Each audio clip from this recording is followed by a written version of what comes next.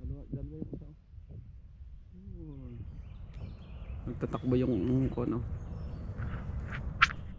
Yan mga idol nag-ride ngayon tayo. Yung isa naroon yung isa. Ay morning. Yun nakakatawa Yun tumigil din yung isa Yun nakapat bike. Magkukan din ay magpipicture siguro yun. Yan mga idol tingnan nyo, ang ganda dito ng lake. Yan lake yan May nahuhuli diyang isda dito sa may tapat na yan. Yan ngayon binabaras na ngayon tayo. Medyo okay ng weather. Kanina umalis tayo doon sa bahay malamig. Ngayon mainit-init na kasi nag-ride na nga tayo. Yan tingnan niyo ang ganda ng daan dito sa trail Yan, hindi natin alam kung saan tayo makakapunta. Sana hopefully maka 50 tayo o 60 kilometer sa ride na ito.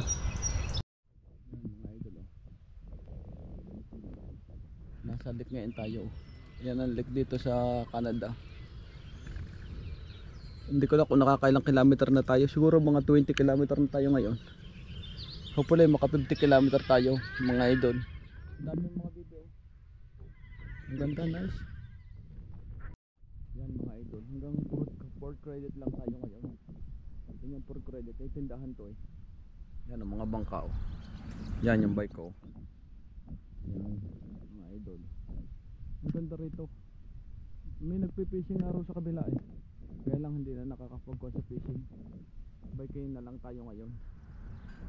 Yan tayo Yan. Siguro makaka 60 km tayo ngayon. Nasa 4 credit tayo ngayon yan nakatambay. Umupo muna ako kasi harap na rin ako. Ang ganda kasi dito ng view Kaya nakapahinga ako. Mamaya uuwi na rin ako. Inom muna tayo. Morning. Kukala ako tubig. Kailangan ko ng tubig.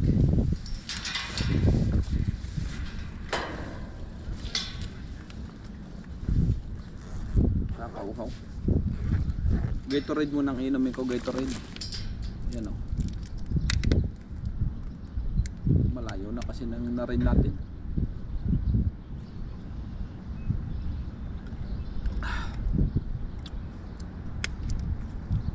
Kunti lang naman ang inom ko kasi malamig-lamig pa ngayon kaya naka-jacket pa rin. Pero suot ko rin yung jersey ko. Ito yung jersey ko. Philippines. Kaya lang yan, nakakuan tayo. Maginaw-ginaw kasi. Kaya dito lang yung mga idol. Yung mga idol Ito yung ito yung protein bar. Yan, protein bar. Galing sa work ko. Kinakain ko lang. Kasi malayo rin kasi ang tindahan rito. Mga sarado pa rin pagka umaga. Matagal magbukas dito sa Canada. Naka-jacket pa tayo Malamig pa. Malapit na kasi ang summer Malapit na ako summer dito sa Canada. Ang dami nagbabike, grabe.